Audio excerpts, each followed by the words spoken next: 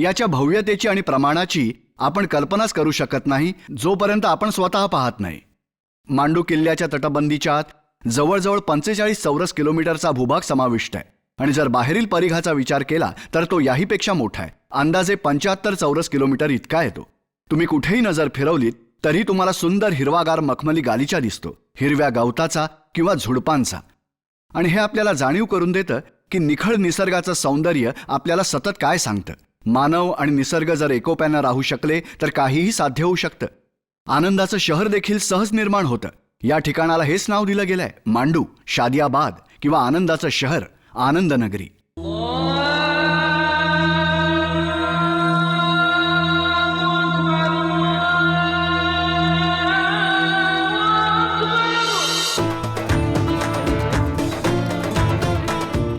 मांडू किल्ला इंदोर पासून सुमारे 120 किलोमीटर अंतरावर मध्य प्रदेशमध्ये आहे.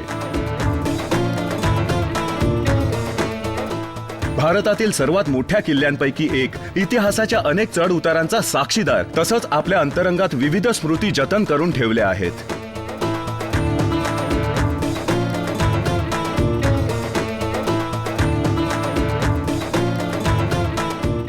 इथल्या इमारतींमध्ये मशिदी, मंदिरं आणि भारदस्त मनोरे आहेत.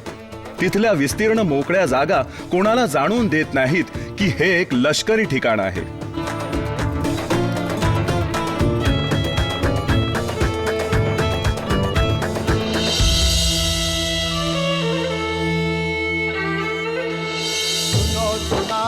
आज मैं गाथा मांडोगढ़ इतिहास की, सुनो सुनाऊं आज मैं गाथा मांडोगढ़ इतिहास की.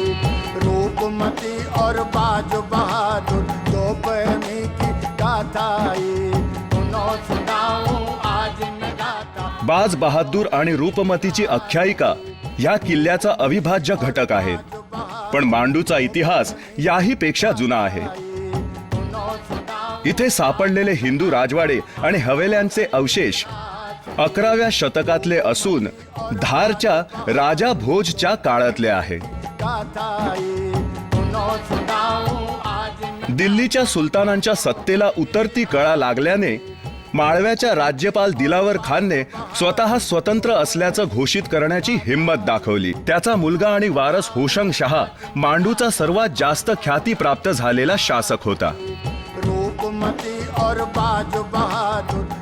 कोणे एके काळी मांडू भारतातील सर्वात मोठं शहर होतं. त्यावेळी इथे 334 मोठे महाल होते, 40 तलाव होते, 300च्या आसपास मशिदी होत्या आणि 800 मंदिरं होती. उत्तरेहून दक्षिण आणि दक्षिणेहून उत्तरेकडे येणारे जाणारे जे व्यापारी, जे पिलिग्रिम्स, जे तीर्थयात्री, त्यांच्यासाठी हे मुख्य शहर होतं. आणि जेवढा काही व्यापार युरोपला उत्तर भारतातून व्हायचा तो मांडूच्या मार्गानेच होत असे. लोक मांडूला यायचे उत्तर भारतातून. मांडूला महेश्वर इथे जात आणि महेश्वरमध्ये नर्मदा नदी आहे. अशी एकच नदी आहे पूर्ण आर्यावर्तात जी पूर्व ते पश्चिम दिशेला जाते आणि अरबी सागराला मिळते.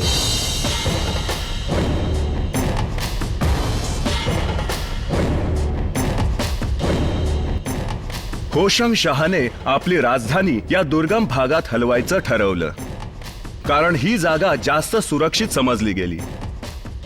इथल्या उंच पठारावर पोहोचणारा मार्ग घनदाट जंगलातून जातो.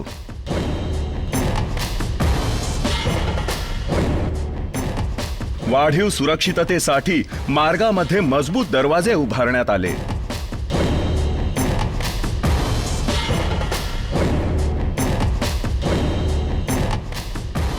अकबराच्या सैन्याने हा किल्ला काबीज केल्यावर भविष्यात कुठल्याही प्रकारच्या प्रतिकारापासून वाचण्यासाठी त्याच्या जाड तटबंदी उद्ध्वस्त केल्या.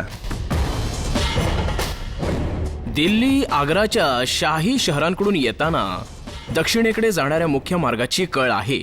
जर तुम्हाला दख्खनला जायचंय तर एकीकडे गुजरातकडे वळता येतं, दुसऱ्या बाजूला बिजापूर, तर तिसरीकडे गोलकोंडा म्हणजे मांडू पश्चिम भागाकडे जाणाऱ्या मार्गावर अत्यंत महत्वाच्या आणि मोक्याच्या ठिकाणावर येतं.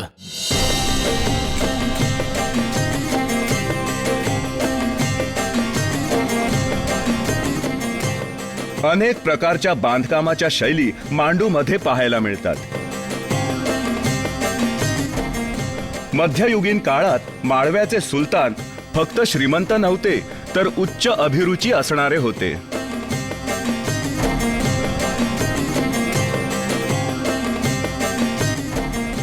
वास्तुशास्त्रीय प्रयोगासाठी स्फूर्ती देणारे वैविध्यपूर्ण प्रभाव मांडूपर्यंत पोहोचले.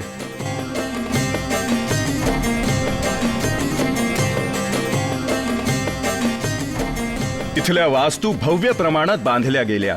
त्यातील बहुतेक टर्को अफगाण शैलीच्या होत्या. दगड आणि पाण्याचे साठे अत्यंत विचारपूर्वक वापरण्यात आले आहेत.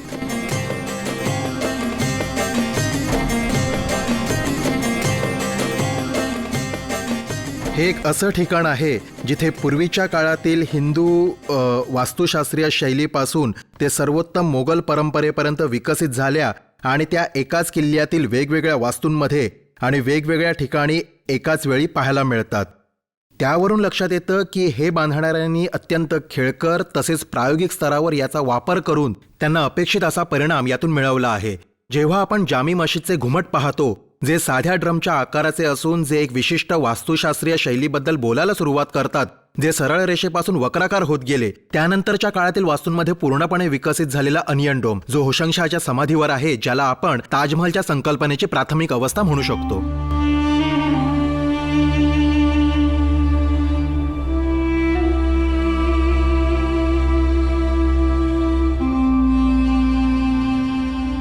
मांडू मधील सर्वात सुंदर इमारतींपैकी एक आहे होशंगशाहचे स्मारक. संपूर्णपणे पांढऱ्या संगमरवरातील ही वास्तू इतर इमारतींपेक्षा उल्लेखनीय ठरते. त्याच्या चहूबाजूच्या चौकोनी सुंदर बगीच्यामुळे जरी पर्शियन शैली प्रतिबिंबित होत असली तरी त्याचा एकूण प्रभाव टर्को अफगाणी पौरुषी शैलीचा आहे, पण त्यात पर्शियन शैलीचा सफाईदारपणा नाही.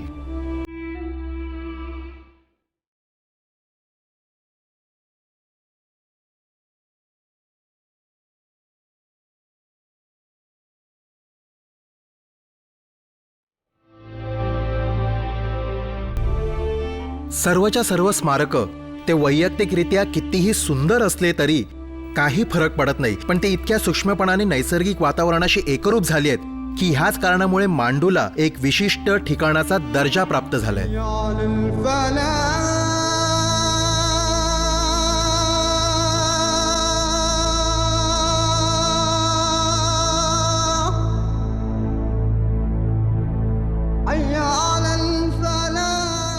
डॅमॅस्कसच्या महान मशिदीची हुबेहूब प्रतिकृती म्हणून जामा मशिदीचं बांधकाम होशंगशाहने सुरू केलं. भव्य परिमाणांमुळे ती खूपच भारदस्त होती. 58 घुमट त्याच्या छताची सजावट बनले होते. धर्मोपदेश करणाऱ्या मौलवीचा आवाज वाढवण्यासाठी देखील त्यांचा उपयोग व्हायचा.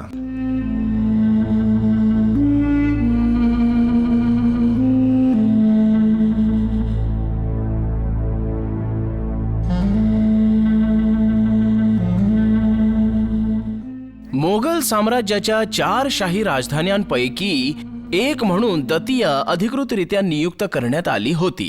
ही गोष्टच हे स्पष्टपणे दर्शवते की ते विभागाचा एक भाग होता. एका अर्थी म्हणजे जणू एखादं स्वप्न, जहांगीरच्या काळात तर नक्कीच.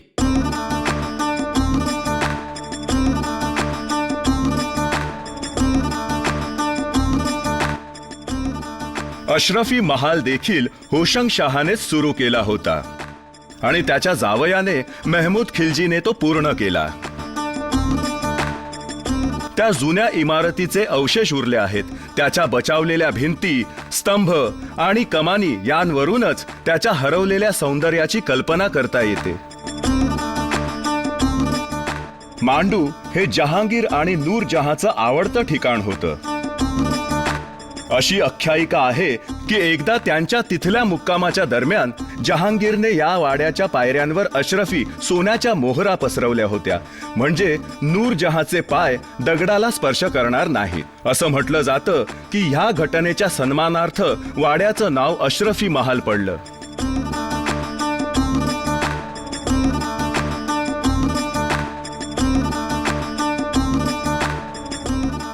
जेव्हा जहांगीर नूरजहान बरोबर मांडूला गेला तेव्हा त्याला ते खूप आवडलं आणि त्या दरम्यान दख्खनेवर विजय मिळवून शहाजहान देखील तिथे पोहोचला. तेव्हा नूरजहानने शहाजहानच्या येण्याच्या सन्मानार्थ शाही खाना आयोजित केला होता आणि त्यावेळेस त्यांनी संपूर्ण परिसरात रोषणाई केली होती आणि त्याच वेळी दिवाळीचा सण देखील असल्याने शहाजहान, नूरजहान आणि जहांगीरच्या सोबतीने तिथे दिवाळी साजरी करण्यात आली होती.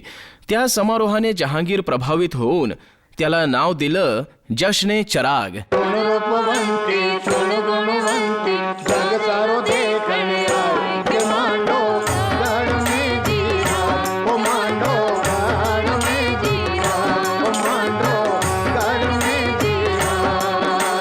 जहाज महल सा महल बना है ओ जहाज महल सा महल बना है. जहाज महाल किल्ल्याच्या आतील ही एक उल्लेखनीय इमारत आहे. हा 2 तलावांच्या मधोमध बांधण्यात आला आहे, त्यामुळे आपण एका मोठ्या जहाजावर आहोत असा आभास निर्माण होतो. ही इमारत माळवा प्रदेशात विकसित होणाऱ्या वास्तुशास्त्रीय शैलीचा सर्वोत्कृष्ट नमुन्यांपैकी एक आहे. जहाज महल सा महल बना है जहाज महल सा महल बना. जहाज महाल किंवा महालांच्या संकुलातील इतर वास्तूंकडे पाहिलं तर त्या सगळ्या पाण्याबरोबर संलग्न आहेत. जहाज महालाची जागा ज्या प्रकारे निश्चित केली गेली आहे 2 तलावांच्या मध्यभागी जहाजाचे साम्य दिसावे म्हणून, त्या सगळ्या पार्श्वभूमीचा इतका मोठा प्रभाव त्या वास्तूवर पडलाय की त्या दोन्ही गोष्टी एकमेकांचा अविभाज्य भाग बनल्या आहेत. सोन रूपवंती सोन गुणवंती जग सारो देखने आए के मांडो. जहाज महाल हा नक्कीच एक निवासस्थान म्हणून बांधला गेला नव्हता, तर असं लक्षात येतं की तो करमणुकीच्या उद्देशाने बांधला होता. सारो देखने आए के मांडो माळवाचे सुलतान याचा वापर कामुक आनंद लुटण्यासाठी करायचे. मांडो गढ़ में जीरा ओ मांडो गढ़ में जीरा. सोन रूपवंती सोन गुणवंती जग सारो देखने. मांडूत सर्वात अधिक जतन करून ठेवलेल्या स्मृतींपैकी काही जातीय सलोख्याशी संबंधित आहेत. मांडू किल्ल्याचा कोणीही शासक असला, मग तो हिंदू असो किंवा मुस्लिम, सर्व धर्माचे सर्व जाती जमातीचे लोक इथे बंधुभावानेच राहिले. ही ती जागा आहे जी सुफी संतांसाठी प्रसिद्ध होती. या इथेच ब्राह्मण पंडितांनी त्यांचं पांडित्यही दाखवलं आणि इथेच राहायचे वैश्य, व्यापारी, ज्यांनी या राज्याच्या संपन्नतेमध्ये योगदान दिलं.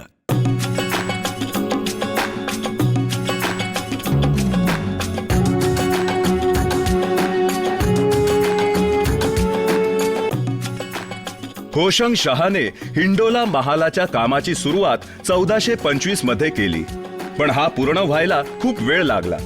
तो एखाद्या झुल्याचा आभास निर्माण करायचा.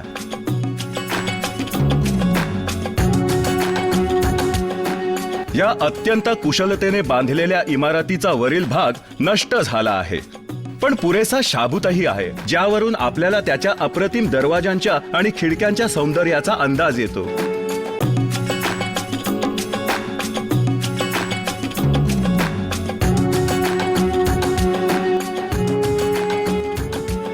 तुघलकचं वास्तुशास्त्र त्याचं बांधकाम तिरकं असल्याने असं जाणवायचं की त्या तिरकेपणामुळे ती इमारत झुल्यासारखी इकडून तिकडे हलतीये आणि म्हणूनच त्याला हे नाव देण्यात आलं. पण त्याचा वापर आम सभा आणि खास सभा किंवा दिवाने आम आणि दिवाने खास म्हणून केला जायचा.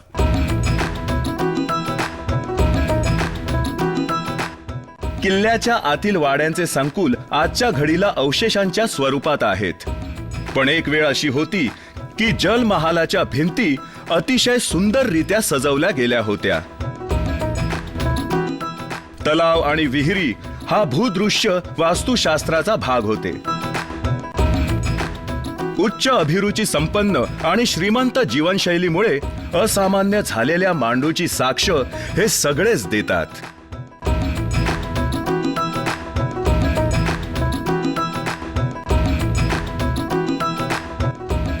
जो गयासुद्दीन खिल्जीचा काळ आहे तो जैन धर्माचा सुवर्णकाळ म्हणावला जातो. जी इथली राजकीय सत्ता होती ती तर सुलतानांच्या हाती होती, पण इथलं जे काही अर्थशास्त्र होतं, जी पैशांची ताकद होती, ती जैन आणि हिंदूंच्या हातात होती. म्हणून इथे त्या काळात मांडूमधील स्मारकं किंवा इमारती आपण पाहिल्या तर दुरून आपल्याला असं वाटेल की हे अफगाण वास्तुशास्त्र किंवा मुस्लिम वास्तुशास्त्र आहे. पण जेव्हा तुम्ही आत प्रवेश कराल तेव्हा देवांची, जैनांची किंवा हिंदूंची मंदिरं आणि मूर्त्या तुम्हाला पाहायला मिळतील.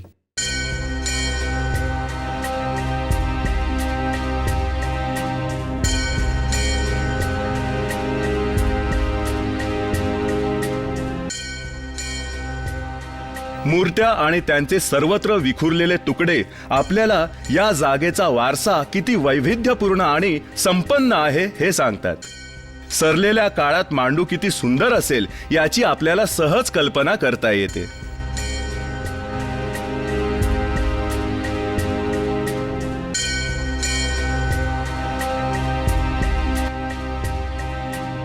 तुम्ही जर एखादं कंपास घेऊन ते एखाद्या वास्तूजवळ ठेवलं तर तुमच्या असं लक्षात येईल की ते कुठल्याही ठिकाणी का असू देत, ते सर्व उत्तर आणि दक्षिण दिशेला स्थलांकित आहेत. एका स्मारकापासून दुसऱ्या स्मारकापर्यंत एक संपूर्ण दृश्यात्मक दुवा आहे. त्यामुळे दऱ्या, मध्ये असणाऱ्या दऱ्या, खालचे बिंदू वापरले आहेत या दृश्यात्मक मार्गासाठी. आणि सगळी स्मारकं उच्च बिंदूंवर बांधली आहेत. त्यामुळे जेव्हा तुम्ही एकातून दुसऱ्याला पाहता तेव्हा तुम्हाला सुस्पष्टपणे नैसर्गिक सौंदर्याच्या बरोबरीने विस्तीर्ण अग्रभाग दिसतो.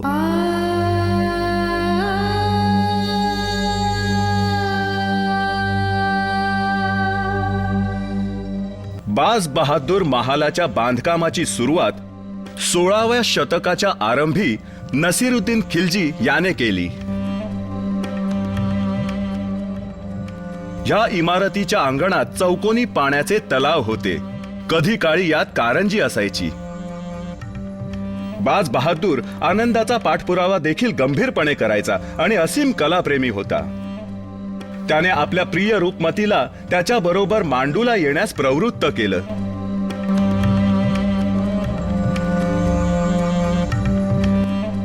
रूपमतीच्या हवेलीचे मनोरे बाज बहादूरच्या महालाच्या गच्चीवरून पाहायला मिळतात. रूपमती मंडप प्रतिहारांच्या काळापासून एक वॉच टॉवर होता, टेहळणी मनोरा. तिथून सैनिक पहारा द्यायचे, ज्यामुळे दक्षिणेकडून येणाऱ्या शत्रूच्या सैन्यावर नजर ठेवता येऊ शकायची. हीच ती जागा आहे की जिथून भौगोलिक विभाजन होतं. माळव्याचं पठार इथे संपतं आणि निमाड तिथून सुरू होतं आणि तिथून सुमारे 30-35 किलोमीटर दूरपर्यंतच्या हालचालींवर नजर ठेवता येऊ शकते. सुरक्षेच्या दृष्टीने ते महत्त्वाचं ठिकाण होतं. म्हणूनच त्या काळच्या शासकांनी याला टेहळणी मनोरा बनवलं होतं.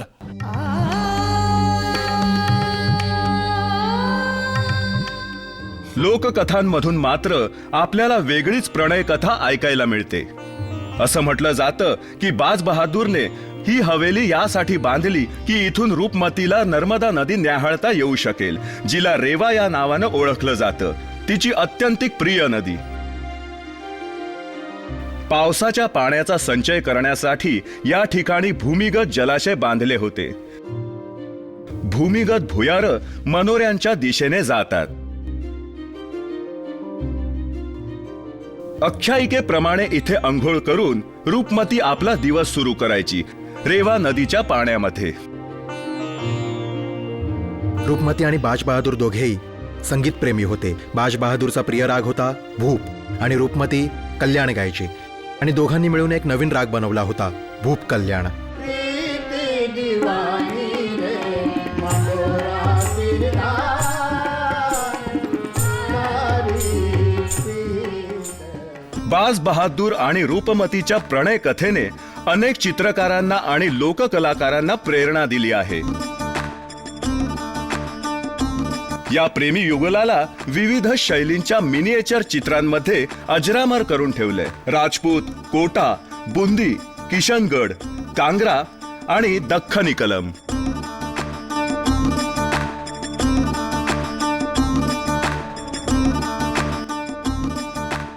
रूपमती हिंदू होती आणि बाज बहादूर मुस्लिम होता. पण असा लोककथेत कुठलाही उल्लेख नाही की तू हिंदू आहेस किंवा तू मुस्लिम आहेस, आणि म्हणून त्या लोककथा सगळ्यात निधर्मी होत्या इतर कुठल्याही स्वरूपातील कलात्मक अभिव्यक्तीपेक्षा. आता देखील आपण पाहतो लोक वर जातात आणि म्हणतात या इथून रूपमती रोज नर्मदा नदीचं दर्शन घ्यायची आणि त्यानंतरच ती अन्नग्रहण करायची. आता हा भाग लोककथेतला आहे. तुमच्याकडे मुखवटा आणि काही गोष्टी आहेत आणि हे रूपमतीचं नर्मदा दर्शन. यापैकी किती खरं आणि किती खोटं हे महत्वाचं नाहीये. मांडूचा किल्ला म्हणजे संस्कृतीचा एक प्रचंड आणि समृद्ध खजिना आहे. विस्तीर्ण अवकाशात इतस्तः विखुरलेल्या या समृद्धीचं रक्षण आणि जतन करणं हेही एक प्रकारचं आव्हानच आहे. पर्यटकांच्या वाढत्या ओघाबरोबर पर्यावरणाचा दबाव देखील वाढत चाललाय. विकासाच्या नावाखाली होणारं बांधकाम देखील या भव्य वारशावर अतिक्रमण करत आहे आणि याच्या अस्तित्वालाच धोका निर्माण करत आहे. मांडू हे राहत्या वारशाचं ठिकाण आहे, त्यामुळे आपण एका अत्यंत गुंतागुंतीच्या ठिकाणाबद्दल बोलतोय. आता आपण उभे आहोत बाज बहादूर महालाच्या गच्चीवर. इथून मागे तुम्हाला जे दिसतंय ते रूपमती पॅव्हिलियन आहे. या दोन्हीच्या मधल्या जागेत जर तुम्ही पाहिलं तर शेतजमीन पसरलेली आहे. असं समजा की हा भूभाग कोणाला तरी एखाद्या खाजगी व्यावसायिकाला विकायचा असेल आणि तो तिथे हॉटेल बांधायचं ठरवतो. काय होईल त्यामुळे?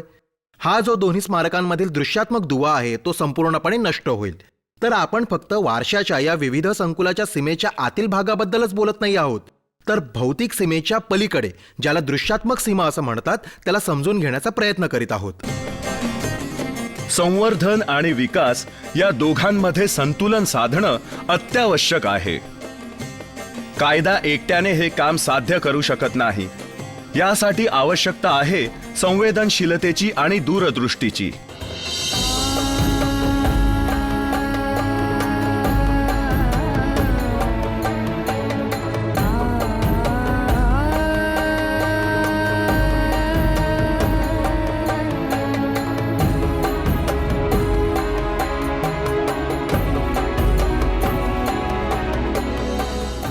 ठिकाणं जी कोणी काळी चैतन्याने भरलेली होती ती आज अगदी मौन आणि भकास आहेत. दर्या खान, ददार शाह यांना समर्पित केलेली स्मारकं आणि इतर अवशेष मांडूच्या वास्तुशास्त्रीय वैभवाची कहाणी सांगतात. परिसर अजून देखील तेवढाच मोहक आहे. प्रणय इथल्या मातीत अगदी खोलवर रुजलेला आहे. इथला पावसाळा जादुई आहे.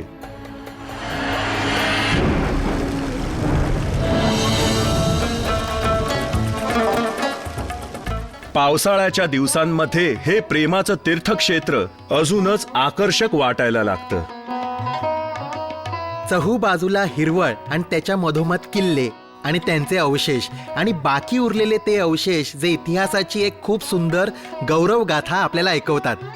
निसर्ग ज्या प्रकारे आपला खजिना उधळतो आणि श्रावणात तेव्हा मांडू असं वाटतं जणू काही 16 शृंगार केलेली नवरी निघते ना, त्याप्रमाणे मांडू नटून थटून तयार होतो आपल्याकडे येणाऱ्या वरातीचं आणि त्यातल्या वराडींचं स्वागत करण्यासाठी. ऐसी ठंडी पड़े रे बुआ, सावन आयो रे, कि सावन आयो रे, कि सावन आयो रे, कि सावन आयो रे, कि सावन आयो रे. पावसाच्या धारा तृषार्त धरणीला जणू पुनर्रुजीवित करतात. धुळीने माखलेल्या या स्मारकांना स्वच्छ करतात. धो धो पाऊस मन आणि शरीर दोन्हींना उल्हासित करतो. काही क्षणांसाठी का होईना मांडू आपल्या आनंदी भूतकाळात परत जातो, जेव्हा ते शादियाबाद होतं किंवा आनंद नगरी, सिटी ऑफ जॉय. सावन आयो रे, कि सावन